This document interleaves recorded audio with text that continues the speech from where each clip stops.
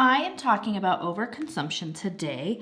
I had already started this and realized I never pressed play on my or record on my camera, so let's dive in. First, this is a Wip and Chat, and I'm doing like a Wip and Opinions or Wip and something is kind of what I'm going with, and it's going to be a lot of different ways overconsumption is a thing, how social media is involved, being a content creator, and how I feel like that can feed the overconsumption train, and just different things about it. It's not really in specific order, just some examples of real life things that I've been through that I realized I didn't need to, different thought processes and stuff like that. Let me talk about what I am using first. I am working on a Captured by Radiance canvas. The canvas name is called Inspired by the Five Winds by Jody Bergsma. The pen I am using is from Enablers Outpost. It is from her mini winter set bundle. Gorgeous pen. I love the Enablers Outpost turned pens. The blank is from Cocoon Blanks. I am using the Cosmic Swirl Dot Dot Putty from Butterfly Effect Wares. I am using my Firefly tray. I have a glue dot in the single placer, and I'm putting my trash drills in a just Diamond Art Club tray because I'm working out of bags. I always suggest everyone gets a trash cup. But yes, I kind of just want to dive in. My name is Marissa, and I make a variety of diamond art content. If that interests you, consider subscribing. I just want to start with overconsumption is advertised everywhere. Social media has been a huge boon for overconsumption. It is a thing, it's diabolical, but it's also kind of a necessity too. I feel like, at least with becoming a diamond painter and actually looking at small shops, it's opened my eyes to how much is out there, and social media gives the opportunity to a lot of these smaller shops who can't afford hiring a whole marketing team to be able to market their stuff and show off what they need. So I understand its purpose, and there's nothing wrong with that. And I think that is one amazing thing about social media and advertisements and stuff like that. So nothing wrong with that. I just want to put that out there. I am so glad that these opportunities are out there for them, and this is something that they can utilize. But overall, being able to tell what is an advertisement versus what's not can sometimes be a little bit difficult, and it can create unhealthy habits to people. Does that make sense? Like, everyone is consuming something in every single swipe on TikTok. I feel like it's an advertisement for something. TikTok is a scary place. I will get into that more later. Instagram, YouTube, Facebook, Twitter, or X, or whatever it's called now. Even just like Threads and everywhere. So that is just one acknowledgement that I have to put out there.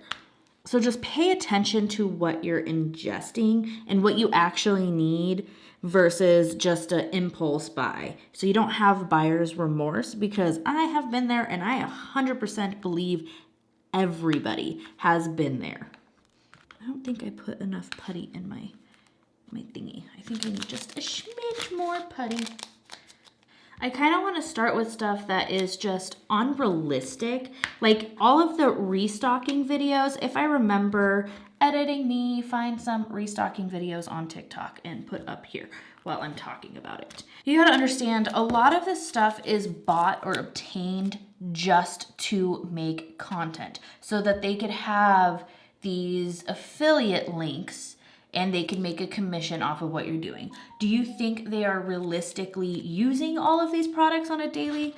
Are they really taking the time out of their weeks, days, months, whatever, to consistently set these things up for it to be that pristine? No, you gotta think, one, they're getting commissions off of what you buy off of them to make you think that you want them, right? They're also not just gaining the commissions off of that. They probably, if they have a decent following, have monetization on. So it's 2 different ways that they are making the income. 3, it is a write-off, a business write-off to be able to buy all of these products and get a tax write-off on it. So you got to kind of think exactly as a normal consumer. They're doing that as a business. It is a business decision to make content that is, one, aesthetically pleasing, has fantastic music, and can just be a vibe with no true message behind it to lull you into this, I need this, I want that, it's amazing, it's going to change my life. When in reality, it's probably just something gimmicky, and one of the items that they have in there might be something you could use. But yeah, the restocking videos are just absolutely ridiculous to me. Although I do get sucked into watching them because I find them to be, you know, I mean, they are fun to watch. Like, they are aesthetically pleasing. Don't get me wrong there. Like, I always feel satisfied. I'm not going to sit here and be like, oh no, I never watch it. But I've changed my thoughts on them and why they are the way they are. And overall, that content turns out to just be a walking advertisement so you can get stuff too. Hannah Alonso has a great video on that if you want to have like a deeper understanding of what I'm talking about with that. She is a fantastic content creator. I absolutely love all of her content. She approaches it very kindly, non-judgmental, and in like an educational approach to it. I've learned so much from her, and I wish her all the best. And I think you should check her out too. Another topic I wanted to talk about was subscription boxes. Now, I have personal experiences with makeup subscriptions, so I'm going to use my experience, but it can be applied pretty much to any subscription box you want to get. Also, I'm going to talk a little bit about it from like the creator side. Like, it is a little bit different when you are a normal consumer and you just want to find something that works for you, and you go to YouTube or whatever platform to find out and see if something will work for you.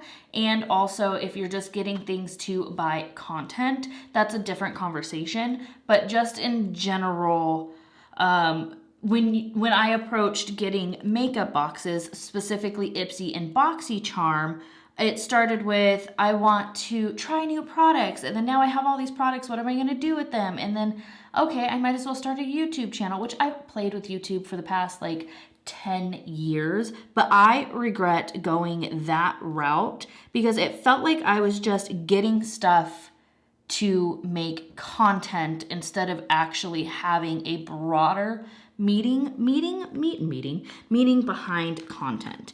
You know, my approach this time is a little bit different. I'm enjoying a hobby, advertising for a hobby that I love, but there is more to it. Does that make sense? So that is one thing I learned just through that journey alone. It is just like my personal experience that I'm talking about with this. If you get a makeup subscription box and it fulfills you and you have the proper means, by all means, please continue. I've kind of researched some of the pros and cons just in general for makeup boxes and some stuff that I had personally learned from it. And some of the pros are you get to try new products. You get to maybe share stuff with those around you that have similar interests. Like if you don't like something, you could give it to them. But you also have to keep in mind, if you'd already swatched it and whatnot and used it, it's not sanitary to give it away after that, because you never know what kind of goobies are going to get into it. You know, it could be a potential for infection or just unsanitary, in my opinion. So just be careful with that. If it's something you already know you're not going to like and you haven't opened it, by all means, give it to someone else that will use it. Overall, getting new things like that, especially when it's a mystery, you don't know what's in the box, it's exciting. That feeling of surprise can just be exhilarating, and you can get addicted to that feeling, even if it's stuff you're never going to use. It is a great marketing tactic to be able to get stuff for people to buy. Like, I understand why companies would want their stuff inside of a you know, a subscription box. It gives them a chance to be more exposed to different audiences. Maybe people haven't heard of it. Maybe it's a newer company, or maybe you're trying a different strategy with different formulas. Like, I understand why it is a good marketing tactic, especially to work with other companies. Like, you know, different companies getting together is one of my favorite things, because they can really bring some amazing things to, just in general, to whatever it is or whoever it is they're trying to sell to. Like, if you're in the sphere of makeup, man, getting one of those boxes, just, it feels so good. And it's great for creators. You know, you'll never run out of content if you're getting those. You can unbox it every month and have something new. You can do a video a week using each one of those products and give your honest opinions. I think that's great. I think that is a great alternative instead of buying full price stuff to try these things. It's a way to save money, and I understand it. And the value of the boxes tends, or has the potential to be, more than what you actually paid for the box, which is pretty cool.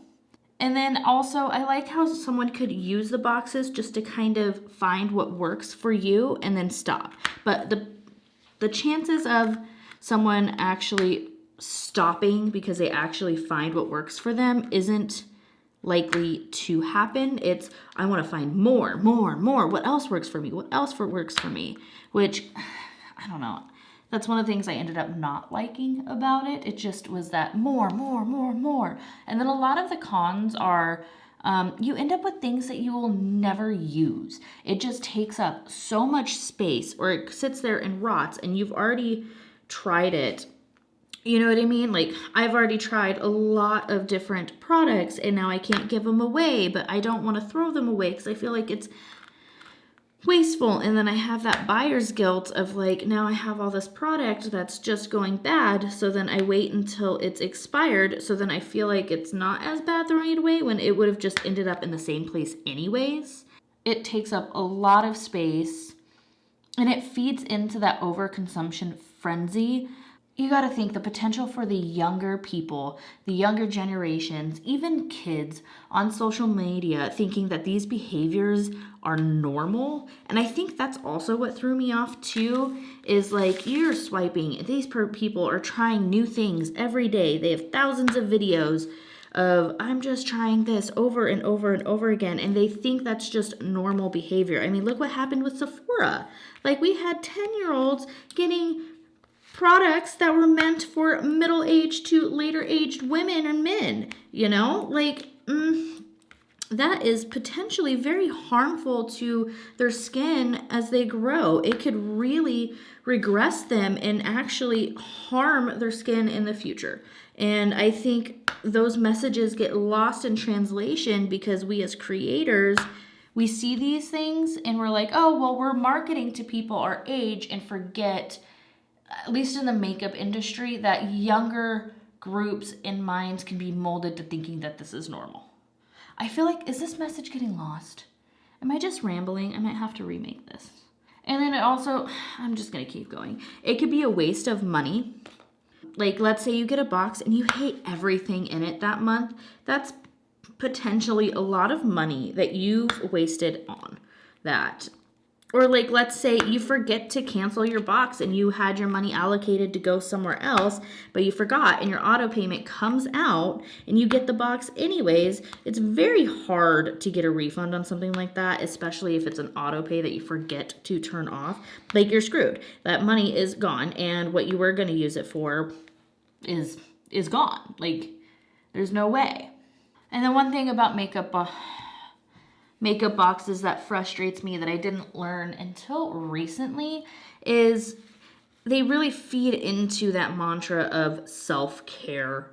And I was fed this, and they're like, self-care is all of these face masks and face creams and billions of bath bombs and these weird tools that you don't even need, you know, and they use that as a mantra of, like, this gives you time and whatever to do these things with these creams. And it's not what self-care is. Self-care is not blowing your budget on stuff that's not going to actually aid you to be healthier and mindful and whatnot. I don't like that at all.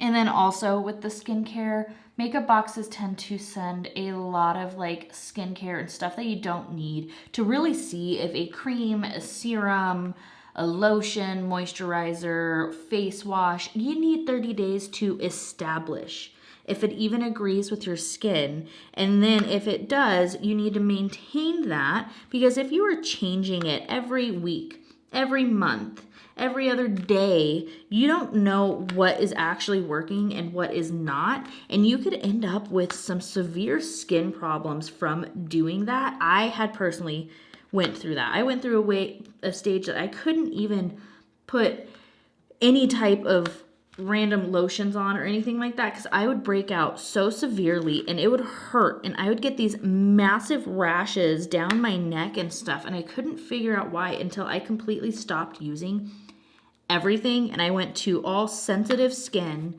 And it ended up costing me more in the long run, because I ended up having to go to unscented, sensitive skin, allergy, tested stuff that just, if I would have just stuck to my normal, that would have never happened. It wouldn't have been of months of trying to get my skin and my face to stop being so irritated. Like, it actually fed that problem more than me finding what would work.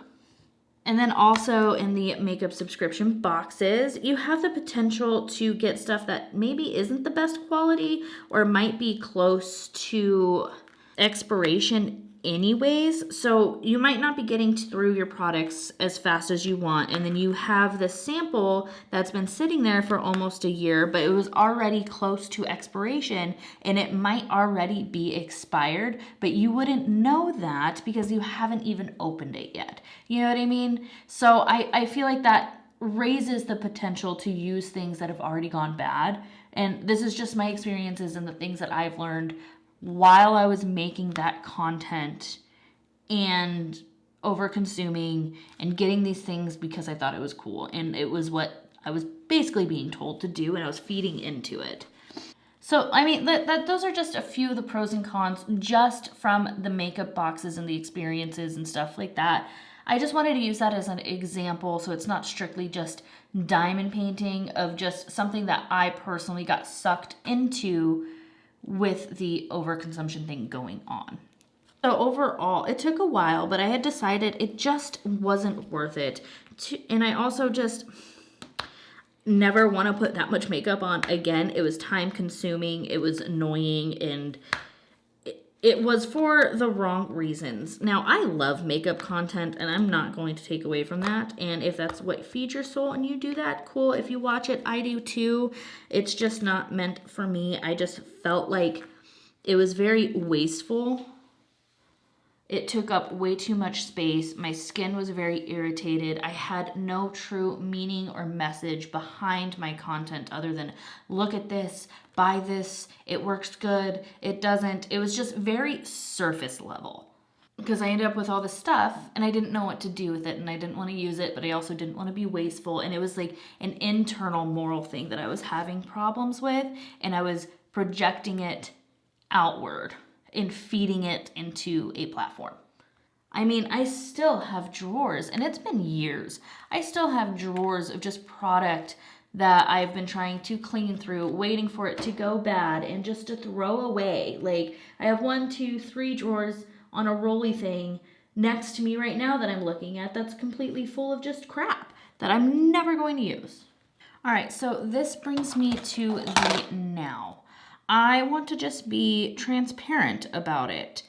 I do overconsume.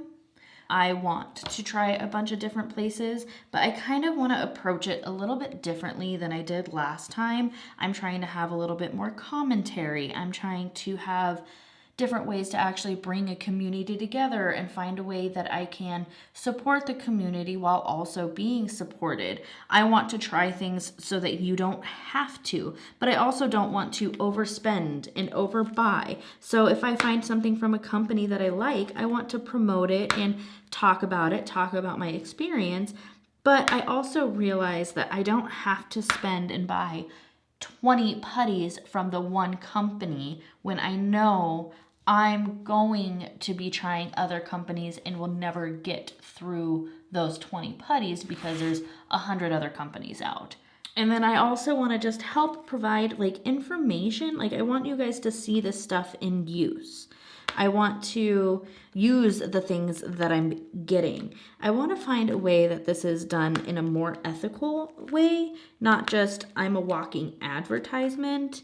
You know, I want to find pros and cons, and I also want to support small shops and small businesses so that you can find what works for you. Like, I want to provide more information and try all of these things so that you don't have to. Like, I think as a normal consumer, you don't have to try any and all things. You could find what really works for you and keep it at that. You did your research, you did your thing. And I just want to promote being more conscious of if it's not broken, don't fix it, Like, yes, there's going to be a lot of hype and a lot of different things between a lot of different creators. And I'll go into different tips and tricks on how to, maybe exercise not consuming so much or not overbuying or overspending. That's more of like a later talk in the video. But I just kind of wanted to give an overall thought on that and like where I'm at now, because the last segment of this I talked a lot about like the pros and cons of the boxes, what kind of made me choose not to do it, the inner turmoil I kind of had with it, and how I realized it was feeding this overconsumption of I just want more, and not really having a purpose to it, I guess. And I think sometimes we can get caught up on the new shiny thing, like I want all the new shiny stuff, and it can be a little overwhelming and much. And I'm just trying to promote spending healthier while also being able to promote other companies, like my What's Up shop. It's a way to promote to see what's going on, but I'm not buying everything because I know I'm only one human. I could only use so many things. I can only do so much. So I really want to focus on spending my money on stuff that I'm actually going to use. Does that make sense? And I also have like a little side segue question. Is it okay? Like, I have pens that I'm not going to be using. I'm of course expanding my collections and stuff like that. But if I'm not going to be consistently using the pens, I use hot glue guns to put the tips in there. And then when I take it out and twist it, there's a little bit glue left over. Is it frowned upon for me to give those away and just say, hey, if you want it, I'll send it to you for free if you want to try it? Because I want the stuff to be used. Is that frowned upon? Is that like a no-go thing? Are people going to be offended about that? Like, let's say I have a bunch of putty or whatever, and I am expanding to different brands and I want my stuff to be used. Can I give away used putty? Like, is this totally, like, just if someone says, hey, I really want to try that brand, and I can just send them what I've already used if it turns out to be something that doesn't work well for my environment. Like, yeah, I might have used it a few times to test it out, but if I don't touch it again, I don't really want it just to sit there and take up space or go bad. Does putty go bad? You know what I mean? Or like the pens, like, is that frowned upon, or would that be okay and acceptable? Anyways, let's get back on track. I really feel like we live in a society to where it's just so normalized now to where literally everything is an advertisement. Everything is you must get this, try this new shiny bauble, and promotion, when really it's not honest reviews anymore. Like, I remember back in the day where on YouTube, I'm going to talk more about like the makeup society because that's what I was prevalent in then. It was like, you were shamed if you weren't consistent in giving honest reviews and just trying to do things to get free product. And, those things mattered. But now I feel like it's a culture of just get your bag. Say what you have to say to make this sell, to make that commission. And it's not so much just in like the diamond painting community, because I think we're not that established yet. Like, it's still a very small niche, but like in bigger niches in like supplements or makeup or healthy lifestyle or just in general like home decor and just like the very big parts, especially like on TikTok and Instagram, it's get your bag culture and not like a hey, this is an honest thing. I've been using it for a while. You've seen it consistently on a thing. Like that type of stuff. It's more just to get your money and make the sell, whether it's ethical or not. I feel like, or is that just me? Is that a thing? Because that also feeds into that overconsumption of like, you don't know who to trust anymore. So you're just buying everything because everybody's selling everything. Whether it's good or not. Like, might as well just take the chance because everybody else is. I don't know. Maybe I'm just overthinking. And it really could just feed into and build that FOMO, especially with that like culture of get your bag. Like everyone's going to make you feel like everything's going to be advertised of you are missing out. And it's there. I mean, that's kind of why I don't really do TikTok anymore. I feel like TikTok is nothing but that, and it's much higher because you don't really have a chance to get to know your creators.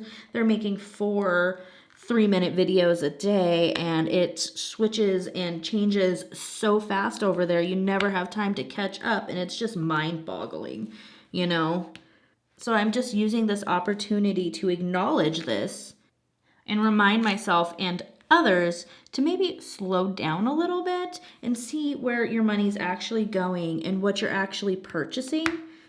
I mean, that no buy I had for a long time was really, amazing. And I think I might put myself on no buys just to put myself on no buys to get through, because it's so easy to look around and see what everybody else is using, or what I don't have yet, or what I haven't tried yet. And instead of just taking a second to enjoy what I have.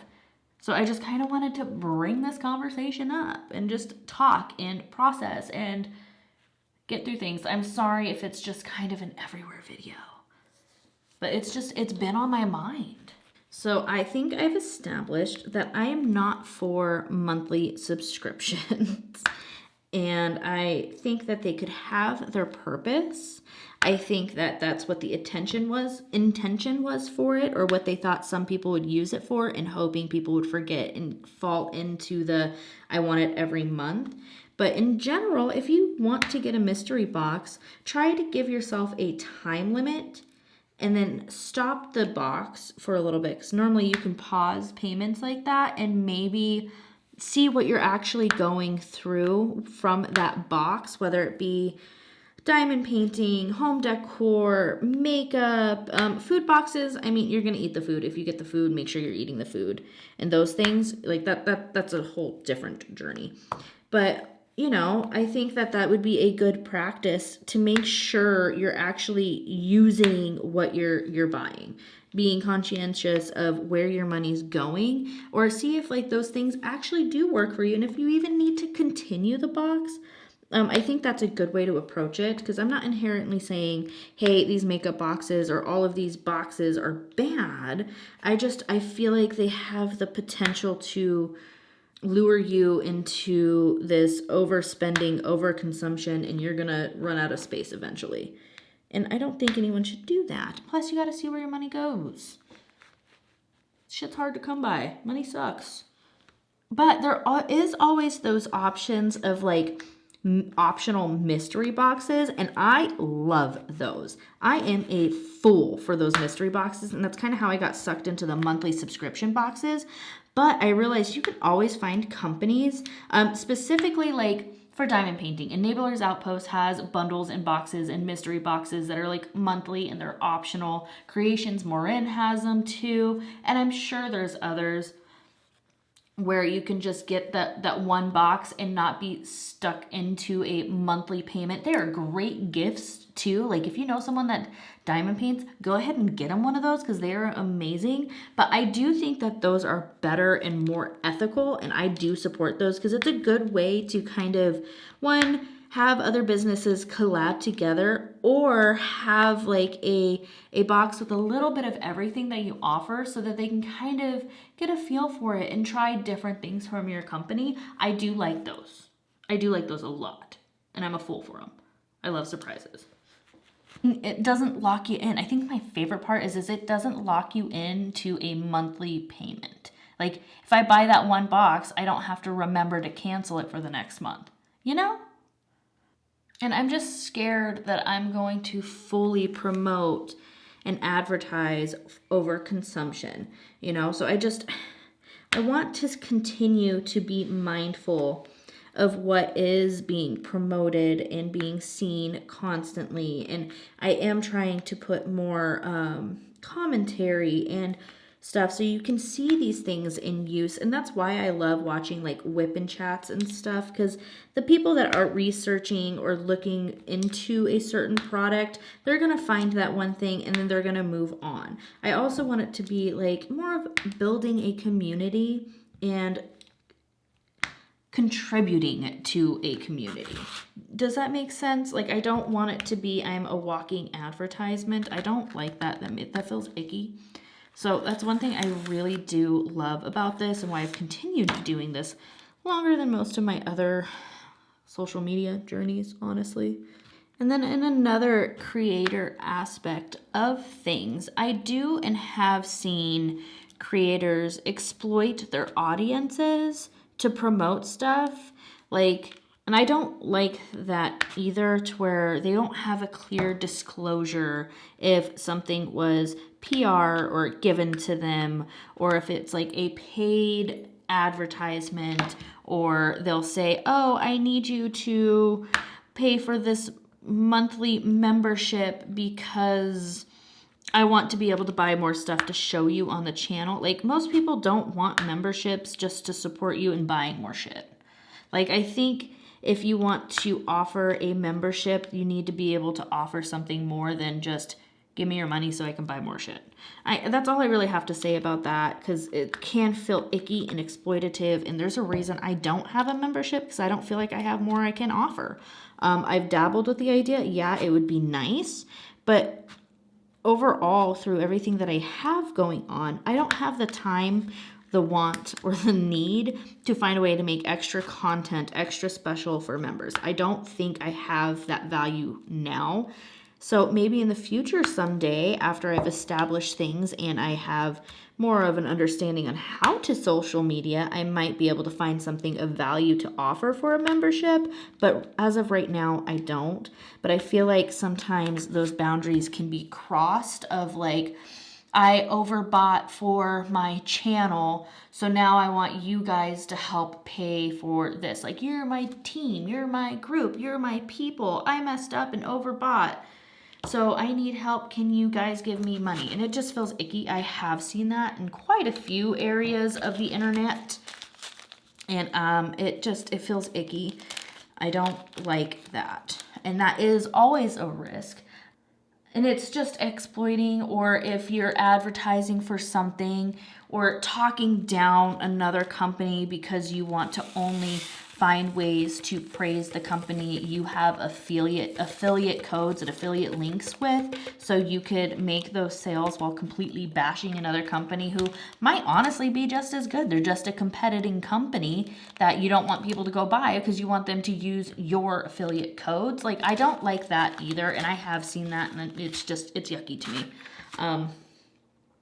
So just from a creator's perspective, I look for people that use the right disclosures, use the right buttons to say, hey, this is a paid promotion, are just open and clear on who they're affiliated with and whatnot. Now, for newer creators, I understand those things can be hard. Like, sometimes you don't know exactly, hey, is this a paid promotional thing? Is this not? Like, I got this free thing. If I show it on my channel, is that like a thing? I just put, if I get something for free, it's going to say paid, promotional, whatever. I just don't want to ever take that chance of not disclosing. If I have affiliate links, I will tell you. I have it all very clearly stated. Discount codes, I don't gain, a commission off of. It's just a discount and a thank you to my viewers from the company. Just like those things, I like to have very clear. If there's muddy waters and you're watching a creator and you can't tell exactly if it's a free thing, if it doesn't have the right labels, or if they don't verbally say it, or if it's not clear in the description, they're exploiting you and they're liars. At least in my opinion. Now, I'm not saying everyone that does that is bad, but I just think transparency is key. And it's a slippery slope of like, what are you really gaining out of it, and what, like, are your reviews just good reviews to be good reviews to make the sell, or are you honest?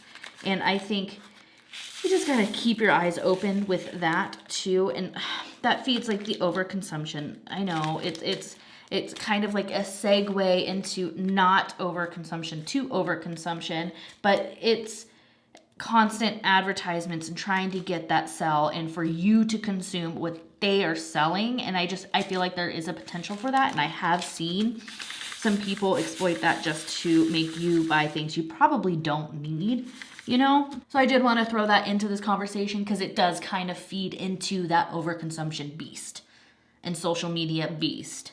And then last but not least, this is getting a lot longer than I thought it would be, of course, because all I do is talk. I am a chatterbox. I want to talk about some different ways to maybe practice not over-consuming, or maybe you don't realize you're over-consuming and just getting stuff to buy stuff, which isn't inherently wrong. If it brings you joy and it's not taking away from the needs of you or your family or you know, what you absolutely need, go for it. And it can bring you joy and you can afford it and it's not harming anyone else and you have the storage and space and you know you're going to consume it and not add to extra waste in the dumps and stuff, go for it. I do not want to take away from that. I'm not judging you on it. If you can afford to buy whatever you want, whenever you want, however you want, go for it. Please bring yourself joy. Sometimes it feels good to get yourself just a little gift. But I do want to say, make sure it's not taking away from other things that you actually need. Like maybe give yourself a budget and make sure you stick to that budget. Maybe before purchasing, check to make sure all of your necessities are taken care of, or you'll have enough for your necessities after that purchase. I guess is just what I'm saying. And check to see where else those funds can go. Because sometimes you don't realize something is a necessity until after you look at where all your funds are going. Like I didn't realize that I would have to have a steeper copay for the dentist visits for my family because we'd switch insurances. And I'm glad I looked into that before making another diamond painting purchase. Yes, there was a sale going on and I could have gotten some bang for my buck. Captured by Radiance has a good sale, or at this time, I don't know when this video was going on, but they were having a really good sale, but I kind of went through and double checked all of the appointments for the week, and I looked up what the copays were, and I ended up having to use those funds for the copays. So I guess just keep in mind on where else those funds can go to make sure an unexpected expense could still be covered. One of my favorite things to do is if I feel like going on a spending spree, which happens. Sometimes you just feel like getting new things. I will build carts. So you have a lot of like websites where you can just like add to cart, add to cart, add to cart, all of the things that you want or you think you have in your budget right now to spend.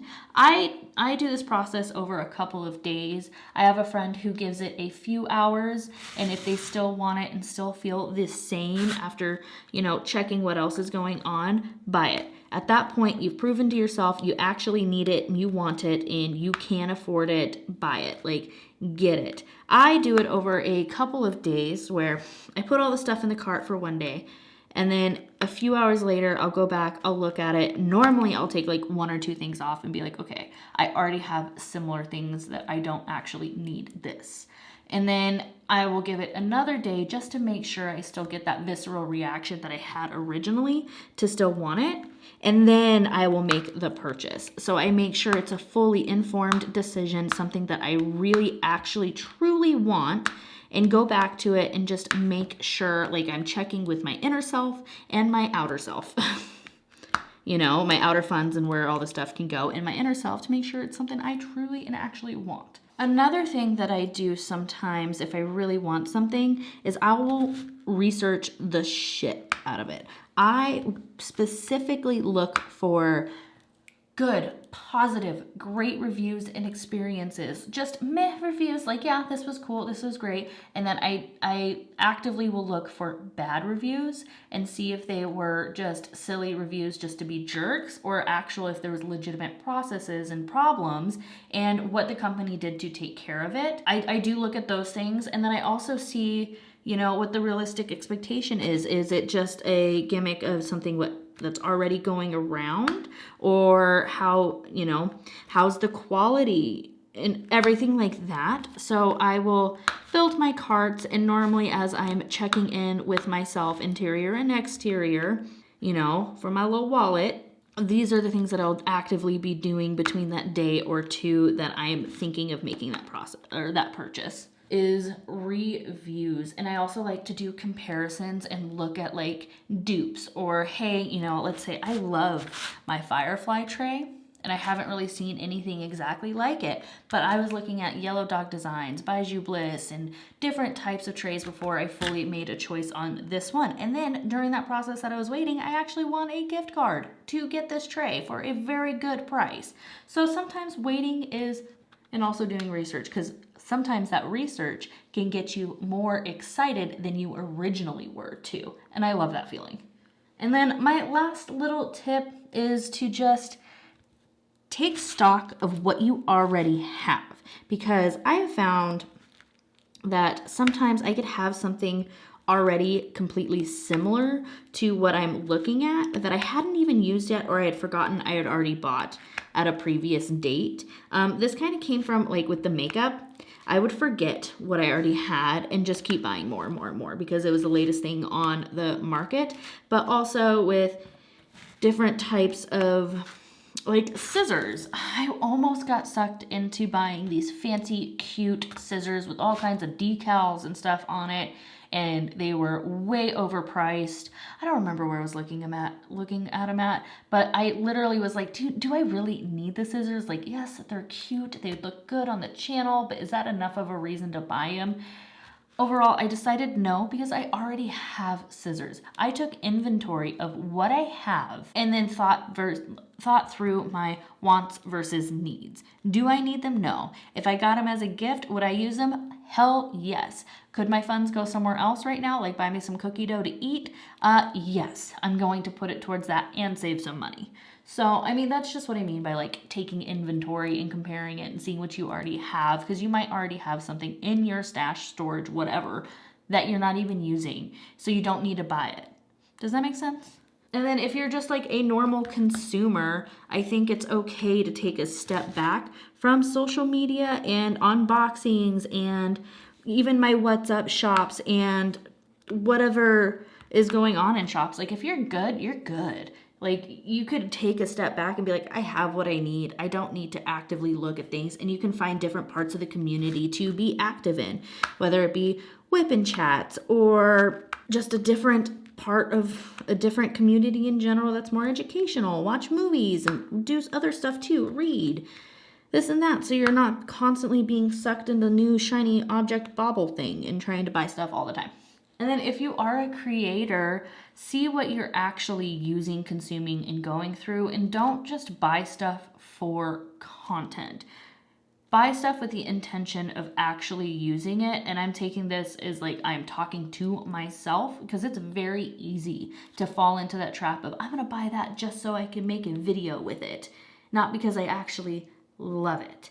And I don't want to fall down that trap. So when I'm trying to make decisions, or if I say, hey, I spent my money on this and I really wanted to try it and use it, it's because there was something special that I saw within it, you know, or something special about it that I wanted to try.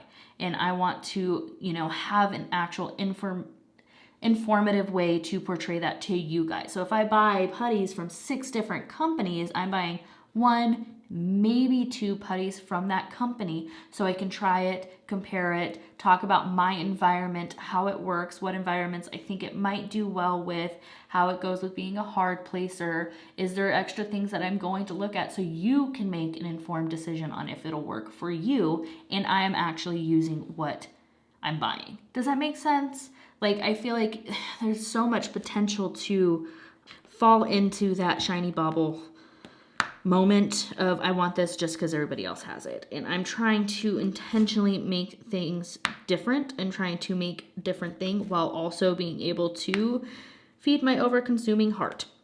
Like, I know I'm the problem, but I'm not going to spend $5,000 on one shop just to say I have 100 things from one shop. You know what I mean? Like, I want to be able to support things, but I want to be able to do it in a manner that I could afford it and you guys see it actually being used. Does that make sense? Or am I just too much into this? I think I need to stop rambling. I think I've hit everything. So I'm gonna say my beautiful little sparkle butts. I have some house cleaning to do. I still have the survey going live. It is ready for you to take it. I would love it if you took some time out of your day to fill out my survey. Me and House of Miscellany are working on it together. It's a deeper dive into the diamond painting community. We have some questions that have never been asked before. And if you hate the idea of the survey, please take it anyways and let us know, because if we don't know, then we're just going to keep doing what we're doing. All right, I hope you enjoyed that. I'm also doing the benefits series still, and that is just what are the benefits of diamond painting or having a hobby like this in general. I want to just tell stories and different perspectives, and maybe if someone's struggling with something and feels alone, they could hear one of the benefit stories on here and just know that they're not alone. Or maybe it's used in different ways that people have never thought of, and they think, oh, I didn't realize that it was more than just diamond painting. Physical therapy, it could help with ADHD, dyslexia, and just different things too. It could actually be used to help with that. So I just want to spread the word and share my love of diamond painting and the benefits of it. Or even if it's just a funny story and how it brought you into a community and you got it stuck in your armpit. Like, I'm fine with sharing that too, because I find those stories hilarious. I think I'm just going to leave this here. I'm so sorry this was long and rambly. I'm going to leave now and stop talking. Okay, bye.